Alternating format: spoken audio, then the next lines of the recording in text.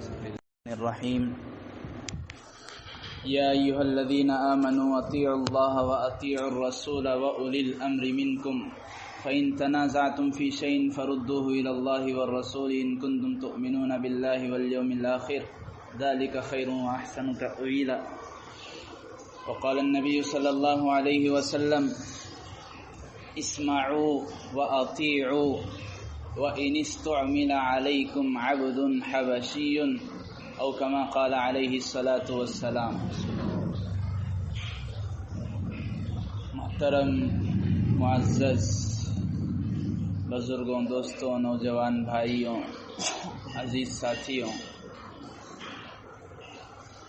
اللہ تبارک و تعالی نے آپ کو اپنی نسبت اور اپنے کام سے جوڑا ہے، اس لیے کہ اللہ تعالیٰ کے بہت سارے راستے ہیں، اللہ تعالیٰ تک پہنچنے کے بہت سارے کام ہیں۔ ان میں سے ایک کام دعوت و تبلیغ ہے، جس کا خلاصائی اور حاصل نچوڑ، جسے انگریزی میں کہتے ہیں مورل آف دا سٹوری، اگر دو لفظوں میں بیان کیا جائے، دعوت و تبلیغ، اللہ کے راستے میں نکلنے کا حاصل کیا ہے؟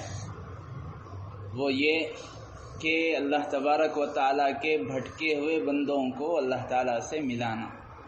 جیسے حضرت جی مولانا الیاس صاحب رحمۃ اللہ علیہ حضرت کے ملفوظات میں ایک مشہور ملفوظ ہے، دعوت و تبلیغ میں تو بہت سارے لوگ لگے ہوئے ہیں، مگر حقیقتاً لگا ہوا وہ ہے جسے لگی ہوئی ہے، اور لگی ہوئی اسے ہے جسے حضور علیہ الصلاۃ والسلام کا غم اور فکر لگا ہوا۔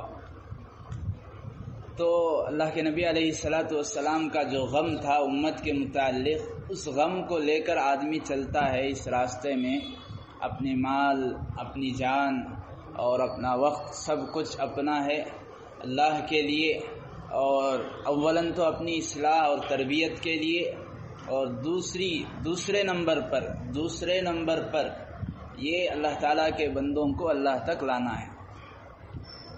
اس لیے میں کہہ رہا ہوں دوسرے نمبر، ہمارے اکابر، ہمارے بڑے نے کتابوں میں لکھا ہے، یہ بیان فرماتے ہیں، ہم یہ سوچ کر اللہ کے راستے میں چلیں گے کہ میں فلاں علاقے فلاں مسجد میں جا رہا ہوں، وہاں پر جو مسجد سے دور لوگ ہیں انہیں مسجد سے قریب کروں گا، اس لیے میں اللہ کے راستے میں جا رہا ہوں۔ کبھی بھی اس کی تربیت نہیں ہوگی، کبھی بھی وہ نہیں سدھرے گا۔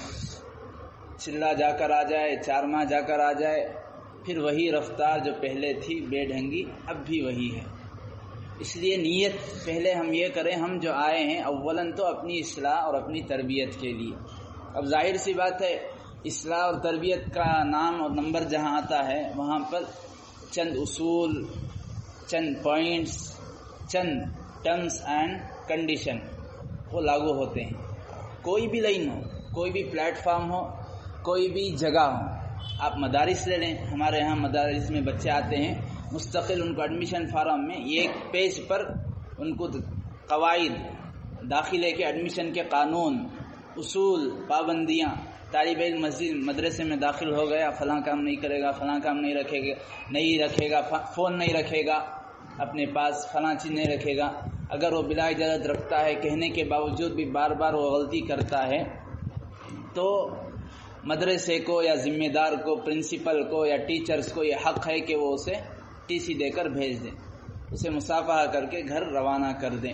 یہ ساری چیزیں اس طرح قواعد اور قانون بنائے جاتے ہیں، ان سب کا مقصد یہ نہیں ہے کہ مدارس میں بچے نہ آئیں، اس لیے ان سب کا مقصد یہ ہے کہ بچہ آ گیا تو اس کی تربیت مقصود ہو، نظر اس کی بھی اپنی تربیت پر رہے، اور جو اساتذہ ہیں، جو ٹیچرز ہیں، جو بڑے ہیں، ان کی بھی بچے کی تربیت مقصود ہو۔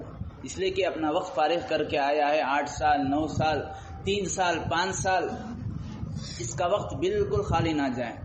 اور اسی وجہ سے نظام الاوقات بھی بناتے ہیں، ٹائم ٹیبل، جیسے ہمارے دعوت و تبلیغ میں مشورہ، ہر کام مشورے سے ہوتا ہے، مشورے میں 24 گھنٹوں والا عمل طے ہو جاتا ہے، فجر بعد فلاں کام کریں گے، فلاں وقت میں تعلیم ہوگی، اتنے گھنٹے تعلیم ہوگی، ظہر بعد میں بات ہوگی، پھر اس کے بعد سنتوں کا مذاکرہ، کھانا ہوگا، انفرادی اعمال کے لیے الگ وقت ہے، اجتماعی اعمال کے لیے الگ وقت ہے۔ یہ جو نظام الاوقات بنایا جاتا ہے، مشورہ ہوتا ہے، ہر کام مشورے کی پابندی سے کیا جانا چاہیے اور کرو بول کر کہا جاتا ہے، اس کی وجہ بھی یہ ہے کہ ہماری تربیت اور اصلاح۔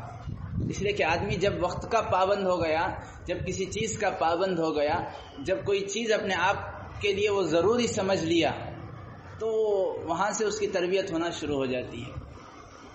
ایسی بہت ساری چیزیں ہیں اللہ تبارک و تعالیٰ اس راستے میں نکلنے کے بعد جس سے بندے کی تربیت کرتے ہیں، لیکن بنیادی طور پر 3 ہیں، اصولی طور پر جس کے ضمن میں ساری چیزیں آتے ہیں۔ اصولی طور پر جو سر فہرست جنہیں کہا جاتا ہے 3 ہیں۔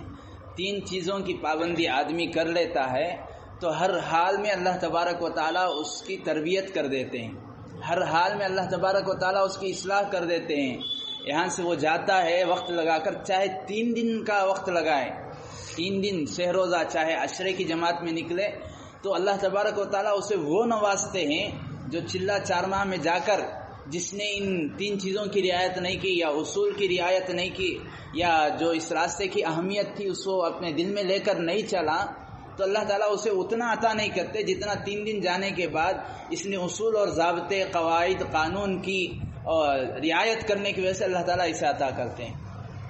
ان میں پہلی چیز ہے امیر کی اطاعت، پہلے نمبر پر ہی، اس لیے کہ اللہ کے نبی علیہ السلام نے، بلکہ قرآن پاک میں نے شروع میں جو آیت پڑھی، یا ایھا الذین آمنوا اطیعوا اللہ واطیعوا الرسول واولی الامر منکم، سورہ نساء ہے، پارہ نمبر 5 ہے۔ آپ خود بھی قرآن اٹھائیں، قرآن اور ترجمہ قرآن جو ہے اس کو اٹھا کر دیکھیں، تفسیر بہت ساری تفسیریں ہیں اس میں اٹھا کر دیکھیں، اس میں یہ بات آپ کو ملے گی کہ اے ایمان والو، اللہ کی اطاعت کرو، رسول اللہ کی اطاعت کرو، اور ایک لفظ کا اضافہ ہے اولو الامر کی اطاعت کرو۔ اللہ کی اطاعت سمجھ میں آتی ہے بات، رسول اللہ کی اطاعت سمجھ میں آتی ہے، اولو الامر یہ کون ہے؟ اولو الامر، اولو الامر کے معنی آتے ہیں عربی میں، اولو کے معنی آتے ہیں والا، جیسے ہم کہتے ہیں پیسے والا، تجارت والا، گھر والا، بینک بیلنس والا، اس کے لیے لفظ آتا ہے اولو عربی میں۔ اسے قرآن پاک میں کئی جگہ دیگر جگہوں میں آیا اولو الالباب، عقل والے، مغز والے، سمجھدار، فہم والے۔ تو اولو الامر کا مطلب جنہیں اللہ تعالیٰ نے کچھ حکومت دی ہے، ایسے لوگ، جنہیں حاکم بنایا ہے ایسے لوگ، یا جو امیر ہیں ایسے لوگ۔ امیر ہیں وہ بھی اولو الامر میں شامل ہیں۔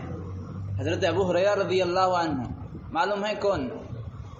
معلوم ہے کون حضرت ابو ہریرہ؟ ایسے صحابی، کسی اور صحابی کی اتنی حدیثیں نہیں ملیں گی جتنی حضرت ابو ہریرہ کے ہیں۔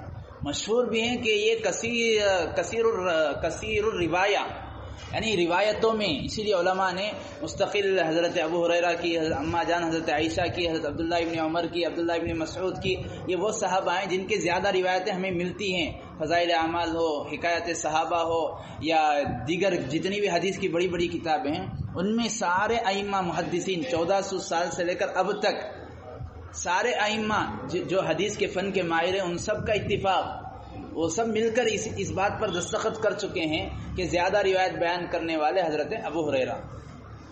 وہ کہتے ہیں اس آیت میں، یا ایھا الذین آمنوا اطیعوا اللہ واطیعوا الرسول واولی الامر، اولو الامر سے مراد وہ کہتے ہیں الامراء۔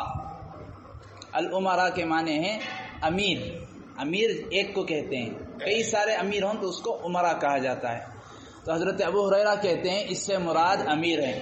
الگ الگ تفسیری روایتیں ہیں، الگ الگ آپ کو اقوال ملیں گے۔ اگر آپ کو شوق ہے، طلب ہے، آپ کو اردو پڑھنا آتی ہے، آپ کسی تفسیر کی کتاب میں اٹھا کر اس آیت کی تفسیر دیکھیں، الگ الگ حضرت عبداللہ ابن عباس کا الگ قول ہے اور کسی اور صحابی کا الگ قول ہے، لیکن وہیں پر یہ ایک روایت حضرت ابو ہریرہ کی، وہ بھی معتبر، ایک ہے کوئی ایک صحابی کا قول، کسی ایک صحابی کی بات وہ مشہور نہ ہو، ایسے بہت سارے صحابی آپ کو مل جائیں گے، وہ ان سے حدیثیں زیادہ مشہور نہیں ہیں، ان کی جب بات ہوتی ہے، ٹھیک ہے بھئی صحابی ہیں، اللہ کے نبی علیہ السلام کو دیکھا ہے، آپ کی صحبت میں بیٹھے ہیں، تو اس حیثیت سے بات کو ہم لے لیتے ہیں۔ لیکن ایک ایسے صحابی جو اللہ کے نبی کے در پر پڑے ہوئے تھے، جن سے مدرسے کا آغاز ہوا تھا، کون سا مدرسہ؟ صفہ، جو اللہ کے نبی علیہ السلام کے مہمان تھے، جن کے زیادہ حکایتیں ان کے فقر و فاقہ کے آپ کو حکایت صحابہ میں ملیں گے، واقعات میں مل جائیں گے، تو ایسے صحابی کہتے ہیں اولو الامر سے مراد یعنی اے ایمان والو اللہ کی اطاعت کرو، رسول اللہ کی اطاعت کرو، اور کس کی اطاعت کرو؟ امیر کی اطاعت کرو. یہ مطلب ہے اللہ تعالیٰ کا. تو اللہ تعالیٰ کو اہمیت بتلانا ہے، اور اس میں ان کی کوئی یہ نہیں ہے، ان کی کوئی فضیلت نہیں ہے، اللہ تعالیٰ کی جانب سے یہ انتخاب ہے. من جانب اللہ، اللہ تعالیٰ جو ہے بعض لوگوں کو ان کی فضیلت، ان کی عبادت، ان کی صوفیت، ان کا اور اللہ سے جو تعلق ہے، ان کا ہو سکتا ہے تنہائی میں اللہ کے سامنے رونا، گڑ گڑانا، ان کے معاملات، ان کے اخلاق، ان کی تجارتیں، ان کا لین دین، ان کی معاشرت، یہ ساری چیزیں اللہ تعالیٰ کو پسند آئی ہوں، تبھی اللہ تعالیٰ کچھ عنایت کرتے ہیں. امیر کا مطلب ایک مقام، ایک فضیلت اللہ تعالیٰ نے عطا کی ہے، اس کی کوئی تو ادا اللہ تعالیٰ کو پسند آئی ہوگی، تبھی اللہ تعالیٰ جو ہے اللہ تعالیٰ وہ مرتبہ دیتے ہیں. اسی لیے اللہ کے نبی علیہ السلام نے ایک حدیث پاک میں فرمایا اسمعوا اطیعوا، سنو اور اطاعت کرو. وَإِنِ اسْتُعْمِلَ عَلَيْكُمْ عَبْدٌ حَبْشِيٌّ، اگرچہ کہ تمہارا امیر بنایا گیا ہو ایک حبشی غلام. اب یہ حدیث اتنی اہم ہے، اس ایک حدیث پر کئی 40، کئی محدثین نے 20، کئی محدثین علماء نے 30 صفحے تک اس کی تشریح اور تفسیر کی ہے. لیکن بس سمجھنے کی بات، اس میں پوائنٹس کی بات یہ ہے کہ اللہ کے نبی علیہ السلام نے حبشی کا لفظ کیوں استعمال کیا؟ اس لیے کہ انسانوں کے ذہن میں، لوگوں کے دل و دماغ میں آدمی کے لیے، آدمی کی بدصورتی کے لیے اس کا چہرہ بدصورت ہونا یہ بہت بری بات سمجھی جاتی ہے. چاہے انہیں کیریکٹر کا بیڈ ہو، اس سے کوئی فرق نہیں پڑتا. بھئی انہیں اخلاق کا برا ہے، صورت کا اچھا ہے، اس کو بازو بٹھا لیں گے، اس سے گھن محسوس نہیں کریں گے، اسے اپنے ساتھ کھلائیں گے، اس کے ساتھ کھیلیں گے، اپنے ساتھ اس کے ساتھ جو تعلق ہے، کانٹیکٹ ہے، اس کو باقی رکھیں گے. یہ کالا کلوٹا، بالکل پست قد، بالکل عیب دار، دیکھتے ہی آدمی اسے گھن محسوس، اگرچہ کہ وہ اخلاق کا اچھا ہے، بول چال اچھے ہیں، اگرچہ کہ اس کا بولنا ہمیشہ اچھے اخلاق کے ساتھ، گالی گلوچ نہیں کرتا، کسی کی غیبت نہیں کرتا، کسی کی برائی نہیں کرتا، یہ ساری چیزیں ہیں، لیکن آدمی کا ذہن اس کو جلدی سے قبول نہیں کرتا. اسی لیے علماء نے فرمایا، اللہ کے نبی نے اور وہ بھی ایسا حبشی جو کہ غلام ہے، سوسائٹی میں، معاشرے میں بڑے عہدے پر نہیں ہے. جیسے ایک مولانا ہے، بھائی مولانا کو امیر بنا دیے، مولانا امام صاحب ہیں، یا وقت لگائے ہوئے ساتھی کو امیر بنا دیے، بھائی وقت لگائے ہوئے ساتھی ہیں، 4 ماہ بیرون گئے ہیں، فلان جگہ گئے ہیں، تو ایک عہدہ ہے ان کا، ایک مقام لوگ پہچانتے ہیں. لیکن نوکر، غلام، نوکر کو کہا، جیسے ہم نوکر ہیں ہمارے زمانے میں، اس وقت کا نوکر تو وہی ہوتے تھے، غلام باندیاں، نوکر، ان کو کوئی امیر نہیں بناتا. لیکن اللہ کے نبی نے فرمایا اگر بنا دے تو تمہاری ذمہ داری ہے سنو اور اطاعت کرو. پہلی چیز اسی لیے ہمارے بڑے فرماتے ہیں امیر کی اطاعت، امیر کی تابع داری. اور یہ ایسا نہیں کہ اس کا ثبوت بھی ہے، صحابہ کے واقعات آپ لے لیں. ایک مرتبہ اللہ کے نبی علیہ السلام نے حضرت زید رضی اللہ عنہ، حضرت زید اللہ کے نبی علیہ السلام کے منہ بولے بیٹے، لے پالک، اللہ کے نبی علیہ السلام ان کو لے کر پال لیے تھے چند دن. ان کے والدین آ کر ان کو لے کر جانا چاہتے تھے، پھر بھی نہیں گئے. انہوں نے کہا نہیں، میں اللہ کے نبی کے پاس رہوں گا، آپ کی خدمت کروں گا. تو وہ صحابی زید بالکل چھوٹی عمر کے، تقریباً 18 سال یا اس سے بھی کچھ آس پاس، ایک قافلہ اللہ کے نبی علیہ السلام نے لشکر کسی جنگ میں یا کسی علاقے میں بھیجا، تو اس میں حضرت زید رضی اللہ عنہ کو امیر بنایا. اور اس لشکر میں، اس قافلے میں کون کون تھے؟ نہیں سنے آپ؟ ارے اس سے پہلے نہیں آیا واقعہ. اس قافلے اور لشکر میں وقت کے بڑے بڑے صحابہ، حضرت ابو بکر رضی اللہ عنہ، حضرت عمر رضی اللہ عنہ، ایسے صحابہ جن کی فضیلت اللہ کے نبی اپنے حیات ہی میں سارے صحابہ کے سامنے لا لیے تھے. ایک موقع پر ایک عورت آئی، کہا یا رسول اللہ مجھے آپ سے کچھ پوچھنا ہے. میں آپ سے پوچھتی ہوں، اگر آپ نہ رہیں تو کس سے پوچھوں؟ اللہ کے نبی نے فرمایا ابو بکر سے پوچھو. عورت کہنے لگی یا رسول اللہ اگر ابو بکر بھی نہیں رہے تب ان کا انتقال ہو گیا یا کہیں نہیں ملے، تب کس سے پوچھوں؟ اللہ کے نبی نے فرمایا عمر سے پوچھو. پھر پوچھی یا رسول اللہ عمر بھی نہ ہو کس سے پوچھوں؟ اللہ کے نبی نے فرمایا عثمان سے پوچھو۔ پھر پوچھا یا رسول اللہ اگر وہ بھی نہ رہیں عثمان بھی کس سے پوچھوں؟ آپ نے فرمایا علی سے پوچھو۔ تو ترتیب اللہ کے نبی نے سمجھا دی تھی، اشارتاً بتا دیا تھا کہ میرے بعد خلیفہ ہوں گے ابو بکر، ان کے بعد ہوں گے عمر، ان کے بعد ہوں گے عثمان، ان کے بعد ہوں گے علی رضی اللہ عنہم اجمعین۔ اتنا ہی نہیں، آپ نے ایک حدیث میں فرمایا علیکم بسنتی وسنت الخلفاء الراشدین المہدیین، میرے اوپر تمہارے لیے ضروری ہے کہ میری سنت پر چلو، میری سنت کو اپناؤ، میرے طریقے کو اپناؤ۔ اتنے پر آپ نے بس نہیں کیا، آپ نے فرمایا وسنت الخلفاء الراشدین، اور خلفاء راشدین کی سنت کو بھی اپناؤ۔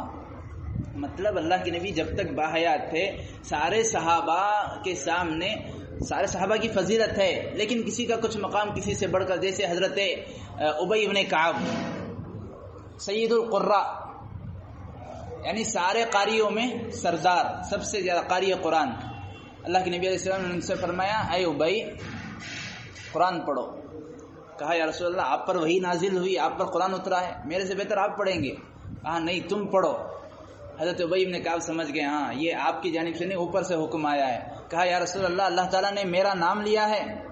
اللہ کے نبی نے فرمایا نام اللہ سما کا، اللہ تعالیٰ نے تمہارا نام لیا ہے، اور اتنا ہی نہیں اللہ نے فرمایا کہ تم پڑھو، مجھے بھی سننے کا حکم ہے، اللہ بھی سنیں گے تمہاری قرات کو۔ یہ ایک فضیلت، یہ فضیلت سارے صحابہ میں کسی کو نہیں ملی، حضرت ابو بکر کو بھی نہیں، ان کا مقام ہے لیکن وہ اپنی جگہ۔ یہ بولتے نہیں ایک پوائنٹ کے اعتبار سے حضرت ابی بن کعب قرات کے اعتبار سے امام، حضرت معاذ بن جبل وہ یہ ایک فن ہے علم فرائض، علم فرائض وہ ہمارے مدارس میں پڑھایا جاتا ہے، جیسے اسکول وغیرہ میں سائنس اور سوشل وغیرہ الگ الگ جو فن ہے، الگ الگ جو علم ہے، ویسے ہمارے یہاں ایک فن علم فرائض۔ علم فرائض کا مطلب آدمی کے انتقال کے بعد جو کچھ اس کا مال ہے، آدمی جب مر جاتا ہے جو کچھ اس کا مال رہتا ہے، اس کے مال کو وارثوں تک برابر تقسیم کرنا۔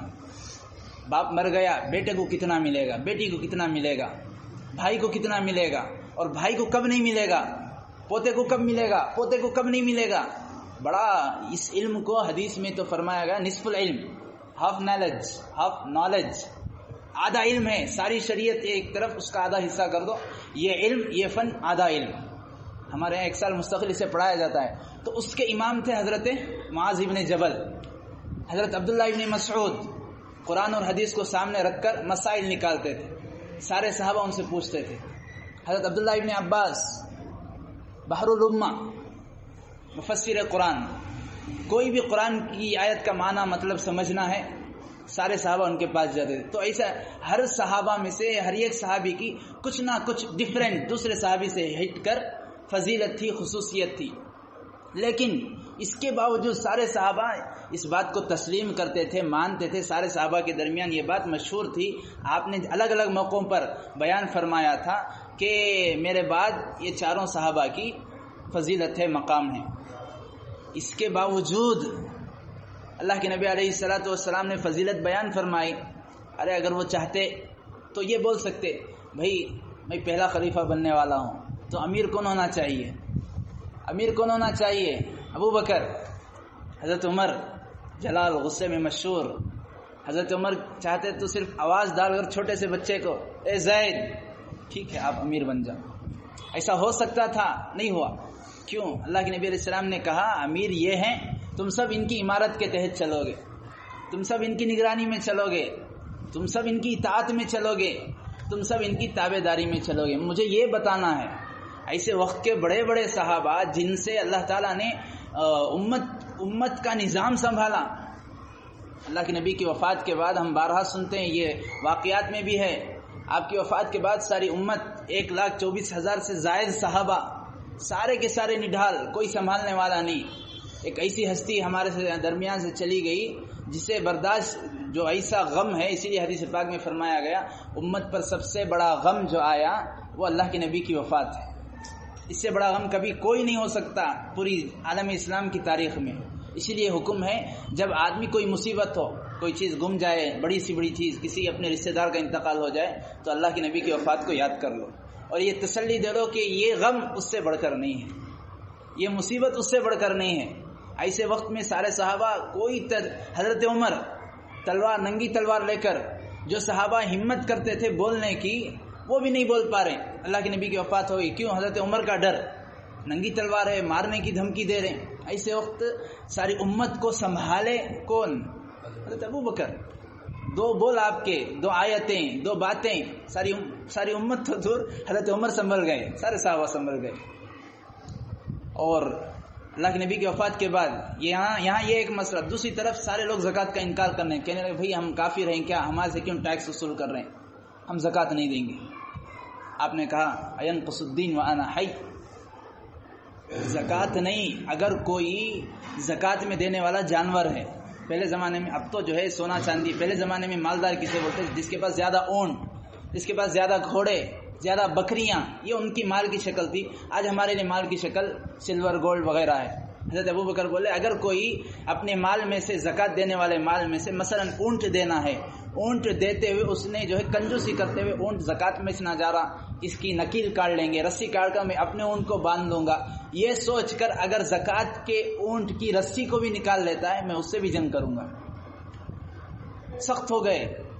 حضرت عمر جن کی وجہ سے، جن کی خلافت میں 10 سال خلافت میں علماء نے لکھا، بلکہ دوسرے غیر قوم، یورپی ممالک کے بڑے بڑے یورپین، بڑے بڑے انگریز، انہوں نے اپنے تاثرات، اپنے کمنٹس یہ بیان کیے ہیں، اپنی انگریزی کتابوں میں لکھے ہیں اگر عمر اور چند سال زندہ ہوتے تو اسلام سے کفر کا نام و نشان مٹ جاتا. ایسے بڑے بڑے صحابہ ابو بکر اور عمر، وہ کس کی اقتداء میں تابع داری میں چل رہے ہیں؟ حضرت زید، عمر کے بالکل چھوٹے، اور وہ بھی ان کو جو ہے لوگ الگ الگ نام سے پکارتے تھے، ان کو چھیڑتے تھے بھائی، اس لیے کہ آدمی اپنے باپ کا نام چھوڑ کر اپنے ساتھ دوسرے کا نام جوڑ لیتا ہے. یہ کیا ہے اس کے لیے؟ زید، ان کے والد کا نام زید ابن حارثہ، وہ کہتے تھے نہیں زید ابن محمد، اور ان کے چاہنے والے بھی ان کو زید ابن محمد کہتے تھے. تو ایسے صحابی کی اقتداء میں چلنے کا حکم کسے دیا گیا؟ ابو بکر اور عمر رضی اللہ عنہما کو بھی. تو بہرحال مجھے عرض یہ کرنا ہے، پہلی چیز جس سے ہماری تربیت اس لائن میں ہوتی ہے، جماعت میں نکلنے کے بعد ہوتی ہے، وہ ہے امیر کی تابع داری، ہر چیز میں، ہر حال میں. اور اس کے تو یہ تو اخروی فوائد تو بہت ہیں ہی. بسا اوقات تابع داری نہ کرنے کی وجہ سے دنیاوی نقصان کو بھی بھگتنا پڑتا ہے. ہم لوگ اپنی ابتدائی تعلیم بالکل شروع مطلب میں آپ کو سنا رہا ہوں 12-13 سال پہلے، جب ہم لوگ دارالعلوم شاہ ولی اللہ میں پڑھ رہے تھے، ہماری جماعتیں جاتی تھی 3 دن، کبھی ہفتے میں، کبھی 15 دن میں 1 دن کی جماعت. آج آدھے بچوں کی ہر ہفتہ جمعرات، جمعہ کو جو چھٹی رہتی مدرسے میں، 400 بچے تھے، 200 بچے یہ جمعرات جائیں گے جماعت میں، بقیہ 200 بچے اگلی جمعرات. اس طرح ایک مرتبہ ہم لوگ گئے، یہاں بنگلور ہی میں ایک علاقہ ہے ٹول گیٹ، گوری پڑے کے آس پاس قریب میں. تو وہاں جو مسجد کے ذمہ دار اور امام صاحب وغیرہ تھے، وہ ابھی بھی اچھی طرح آئے تھے. انہوں نے ہمیں واقعہ سنایا تھا کہ یہاں پر آپ سے پہلے کسی ادارے، کسی مدرسے ہی کی جماعت آئی تھی. ان کے بتانے کا مقصد یہ تھا ذرا رات میں آپ مسجد سے باہر مت نکلو. انہوں نے وہ واقعہ تفصیل سے سنایا کہ جماعت جو آئی تھی اس میں ایک صاحب کو ذرا تھوکنے کی عادت تھی. تھوکنا جانتے نہیں، تھوکنے کی اور تھوکنے کی عادت والا جا کو کام بھی جگہ نہیں ملی تو اندر بھی انہیں کر لیتا کام. اب امیر صاحب بول دیے بھائی رات میں سب سو جانا ہے، کوئی جو ہے بغیر اجازت کے نہیں جائے گا، میں امیر ہوں، لہٰذا کام بھی جانا ہے، پوچھ کر جاؤ. اب وہ صاحب اٹھے، امیر صاحب مجھے سخت طلب اٹھی ہے، میں جانا کام، تھوکنے سو جا. ٹائم دیکھے 12 ہو گئے، سو جاؤ. امیر صاحب چھوٹی عمر کے تھے، ڈانٹ دیے، امیر صاحب سو گئے. امیر صاحب سونے کے بعد شیطان ہے، شیطانیت ہر ایک کے ساتھ ہوتی ہے. اب بیچارے بستر پر انسانی شکل میں تکیا وغیرہ جوڑ کر اوپر چادر اڑا کر باہر نکل گئے، تاکہ دیکھنے والے امیر صاحب یہ سوچیں ہائے بچہ سو رہا ہے. وہ باہر نکل گئے. ابھی بھی اس علاقے میں بھی جو ہے 11-11:30 کے بعد مستقل ہوٹل وغیرہ بند کرنے کی پولیس کی جانب سے حکم ہے، آرڈر ہے.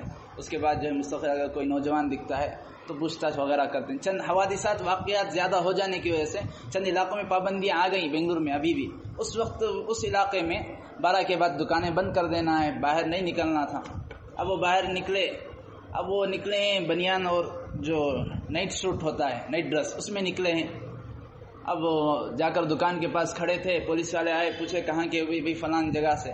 ٹھیک ہے، آئی ڈی کارڈ دکھاؤ۔ آپ فلان جگہ کے ہیں، یہاں کیا کر رہے؟ جماعت میں۔ آئی ڈی کارڈ دکھاؤ۔ نہیں، اندر ہے۔ تمہارے پاس کیا ہے؟ کچھ نہیں ہے۔ لے کر تھانے گئے، لے کر چلے گئے۔ آئی ڈی کارڈ نہیں، کچھ بھی نہیں ان کی پہچان کے لیے۔ اب بہت منت سماجت کے بعد اتنی اجازت ملی، ہم ایک فون کر لیتا ہوں، میں آپ کو بتا دیتا ہوں میں کہاں کے ہیں۔ اب فون گیا پولیس تھانے سے امیر صاحب کو، امیر صاحب کا نمبر بیچارے کو یاد تھا۔ بات ہوئی، بات ہونے کے بعد پوچھا گیا بھائی آپ کے ساتھیاں پورے ہیں؟ آپ فلان جگہ سے جماعت میں؟ ہاں۔ کیا ہوا؟ نہیں، ہم یوں ہی تحقیق کر رہے ہیں بس معلوم کرنے کے۔ کتنے ساتھیاں ہیں؟ اتنے ساتھی، دیکھ لو پورے ہیں کیا؟ امیر صاحب اٹھے، دیکھے بستر کے لیے 1 2 3 4 5، جی سب ہیں ہمارے ساتھی، سب ہیں، کوئی غائب نہیں ہے۔ فون رکھ دی۔ اب وہ 2 دن صبح ہونے تک، رات بھر، دن بھر، وہ سزا ہوئی، وہ سزا ہوئی، وہ سزا شاید تاریخ میں نانی یاد آ گئی ہوگی بیچارے کو۔ اب امیر صاحب ساتھی سب پریشان دن بھر۔ امیر صاحب کو یاد نہیں رہا، نیند میں اٹھ کر بول دیا ہاں سب ہیں۔ کہاں گیا کہاں گیا کہاں گیا؟ بعد میں یاد آیا، ارے رات میں اس طرح فون آیا تھا پولیس اسٹیشن سے، چلو جا کر دیکھیں۔ جا کر دیکھنے کے بعد معلوم ہوا وہ بیچارے مظلوم مضروب ہیں، خوب مارا گیا ہے۔ تو عرض کرنے کا منشا یہ ہے، دیکھیے امیر کی اطاعت، امیر کی تابع داری نہیں ہونے کی وجہ سے دنیا کا بھی نقصان ہو گیا ہے۔ تو پہلی چیز ہمارے بڑے فرماتے ہیں، اگر ہمیں یہاں آنے کے بعد، اللہ کے راستے میں نکلنے کے بعد اپنی تربیت کرانا مقصود ہے، نہیں یوں ہی ٹائم پاس وقت گزاری کے لیے، جیسے ٹور کے لیے جاتے ہیں ہم، نکل کر آ گئے، الگ الگ مساجد میں الگ الگ جگہ پھر لیے، کچھ تفریح ہو گئی، من بہل گیا، تو کوئی بات نہیں۔ اگر ہم اپنی اصلاح واقعتاً چاہتے ہیں، کچھ حاصل کرنا چاہتے ہیں، یہاں سے کچھ بن کر جانا چاہتے ہیں، ہم نے جو وقت لیا ہے 40 دن کا، 4 مہینے کا، جو بھی وقت ہم لائیں اسے اصول کرنا چاہتے ہیں، پہلی چیز اس کے لیے امیر کی تابع داری، اور دوسری چیز مسجد کی 4 دیواری۔ جب تک ہم مسجد کی 4 دیواری میں رہیں گے، خود ہماری تربیت ہوگی۔ ہاں بھئی ضرورتاً گئے، وہ بھی ہم ایسی ضرورت جو باہر جا رہے ہیں، وہ بھی مسجد ہی کی ضرورت ہے۔ ملاقات میں گئے، کیوں جاتے ہیں؟ ملاقات میں کیوں جاتے ہیں؟ تاکہ لوگوں کو مسجد تک لائیں۔ ہمارا مسجد سے باہر جانا بھی مسجد آنے لانے کے لیے ہے۔ تعلیمی ملاقات ہو، تشکیلی ملاقات ہو، گشت کے ملاقات ہو، عمومی ملاقات ہو، خصوصی ملاقات ہو، ان سب میں ہم جاتے ہیں مسجد تک لانے کے لیے لوگوں کو۔ تو ہمارا مسجد سے باہر جانا بھی مسجد تک لانے کے لیے ہے۔ اسی لیے احادیث مبارکہ میں مسجد میں جو آدمی رہتا ہے بڑی فضیلت آئی۔ ایک حدیث میں اللہ کے نبی نے فرمایا، ان للمسجد اوتادا، بعض لوگ ایسے ہوتے ہیں جو مسجد کے لیے کیل کھونٹے میخ کی طرح ہیں۔ الملائکۃ جلساؤہم، فرشتے ان کے ہم نشین، ساتھ آزو بازو بیٹھنے والے ہوتے ہیں۔ ان غابوا یفتقدونہم، اتنا مسجد میں ہم 2 دن 3 دن کا وقت مسجد میں لے کر آئے، بغیر ضرورت باہر نہیں نکلے، تو ہم مسجد کے لیے کیل اور کھوٹے کے مانند ہیں۔ یہاں پر ہم اتنے بیٹھنے کے عادی ہو گئے کہ فرشتے بھی ہمارے ساتھ بیٹھنے لگے کہ بیچارہ ہمیشہ مسجد ہی میں رہتا ہے، ہم بھی اس کے ساتھ بیٹھیں۔ اگر وہ کہیں ضرورت سے بھی باہر جاتا ہے، حدیث کے الفاظ ہیں، الملائکۃ یفتقدونہم، فرشتے انہیں ڈھونڈتے ہوئے آتے ہیں۔ ان مریضو یعیدونہم، اگر وہ بیمار ہو گئے، اگر وہ کمزور پڑ گئے، فرشتے ان کی عیادت کرتے۔ وَإِن كَانُوا فِي حَاجَةٍ أَعَانُوهُمْ، اگر وہ کسی ضرورت میں ہیں یا ان کے گھر والے کسی ضرورت میں ہیں، تو اللہ تعالیٰ فرشتوں کو اس ضرورت کو پوری کرنے کے پیچھے لگا دیتے ہیں۔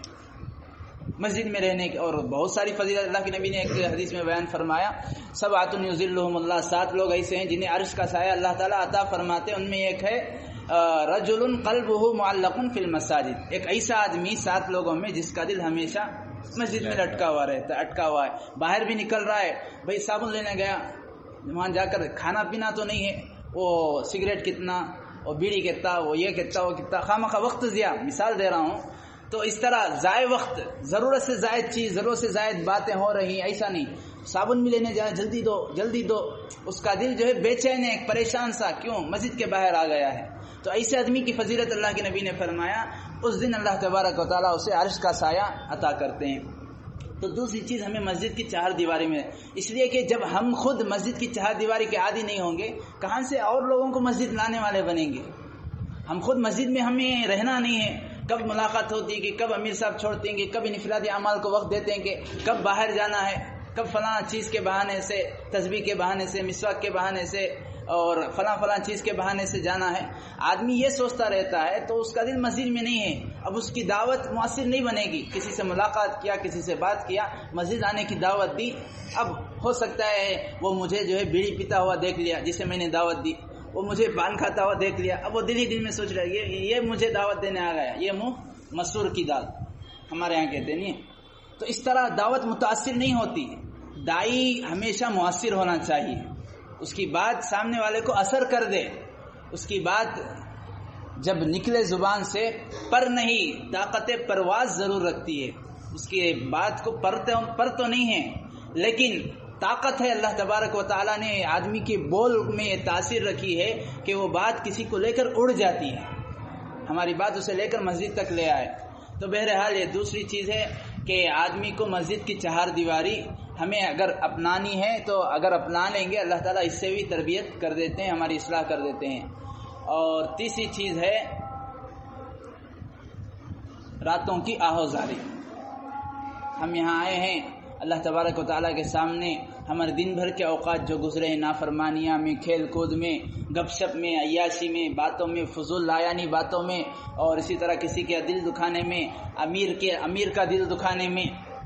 امیر صاحب جیسے بھی ہوں، ہمیں اطاعت، امیر صاحب کو لکھنا پڑھنا آتا ہو نہ، امیر صاحب گورے ہوں، سکے ہوں، دبلے ہوں، پہلوان ہوں، اور شہری ہوں، دیہاتی ہوں، ہر حال میں ان کی اطاعت ہمارے اوپر ضروری ہے۔ ہم یہ سوچ کر کریں بھئی میرے سامنے اسی لیے علماء نے لکھا ہے آدمی کسی عالم یا حافظ کی عزت کرتا ہے، اسے عزت کرنے نہیں ہو رہا ہے، اس کا دل پر بوجھ اور بھاری محسوس ہو رہا ہے، وہ یہ سوچ لے میں اس کی عظمت نہیں کر رہا ہوں، میں کس کی کر رہا ہوں؟ اس کے سینے میں جو ہے قرآن، اس کی عظمت کر رہا ہوں۔ میں اٹھ کر کھڑا ہو گیا مولانا کے لیے، میں ان کے لیے نہیں کھڑا ہوا ہوں، ان کے دل میں جو قرآن حدیث ہے اس کے لیے کھڑا ہوں۔ تو میں یہ سوچ لوں کہ ان کی جو فضیلت احادیث میں قرآن میں بیان کی گئی ہے میں اس کی عظمت کر رہا ہوں، مجھے اپنی تربیت اور اصلاح مقصود ہے۔ بیکار کی غیبت میں انہوں ویسے غیبت کرنے کے لیے ہم نہیں آئے یہاں پر، اس طرح اپنے وقت کو ضائع ہونے سے، جو کچھ دن بھر میں یہ کرتوت یہ کام ہم سے ہو گئے، راتوں میں آہوزاری سے، اللہ تعالیٰ کے سامنے رونے سے، گڑ گڑانے سے، اور ہم جس مقصد کو لے کر آئے ہیں اس میں کامیابی اللہ تعالیٰ سے مانگیں گے،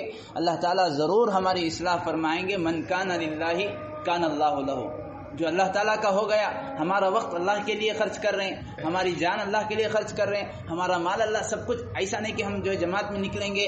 جیسے ابھی ہماری مسجد سے 2-3 ساتھی گئے تھے رئیس چور، ایک ساتھی چلا، ایک ساتھی چارما، تو یہ وہ کارگزاری سنا رہے تھے، چند بدعتی حضرات، معلوم نہیں بدعتی حضرات، وہ ان سے جو ہے بحث کر رہے تھے کہ بھئی آپ جماعت میں آتے ہیں تو آپ کو کتنے پیسے دیے جاتے ہیں، 4 مہینے کے لیے کتنا، چلے کے لیے کتنی رقم آپ کو دی جاتی ہے؟ تو ویسا تو نہیں کہ ہم جماعت میں ہمیں کوئی پیسہ دے رہا ہے، بھئی ہمارا وقت، ہماری جان، ہمارا مال، سب کچھ کس کے لیے؟ اللہ کے لیے ہم خرچ کر رہے ہیں۔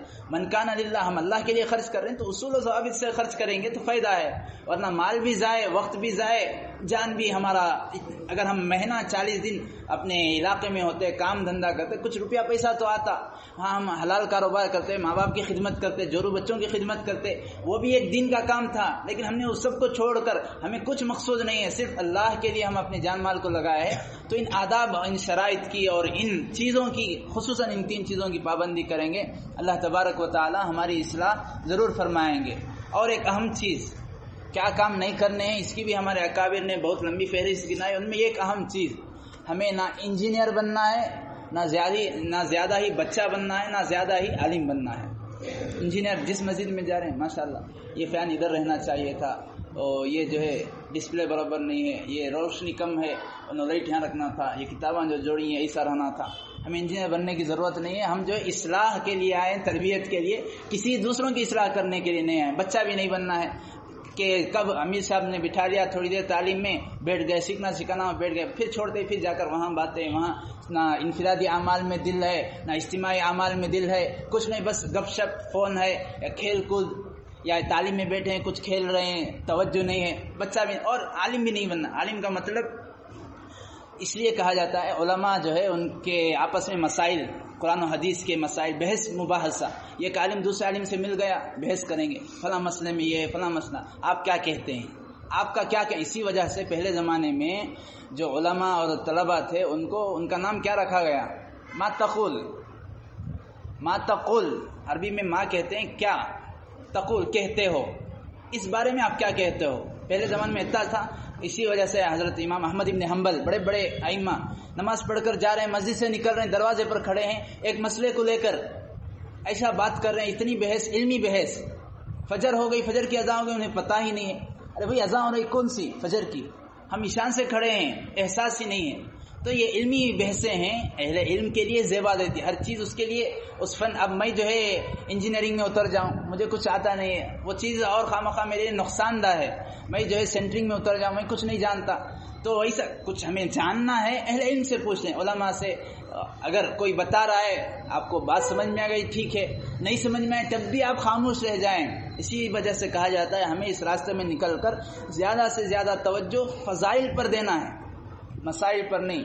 مسائل سن لیے، عمل کر لیے، سمجھ میں آیا ٹھیک ہے، نہیں سمجھ میں آیا تب بھی اٹس اوکے. بحث نہیں کرنا ہے. میرے ساتھ تمہیں غلط بولے، تمہیں کیسا بولا ہوتی، تمہیں معلوم کیا، میں فلاں ضرورت نہیں. جب تمہیں صحیح معلوم ہے خاموش رہ جاؤ، انہیں الگ سے مل کر بول لو.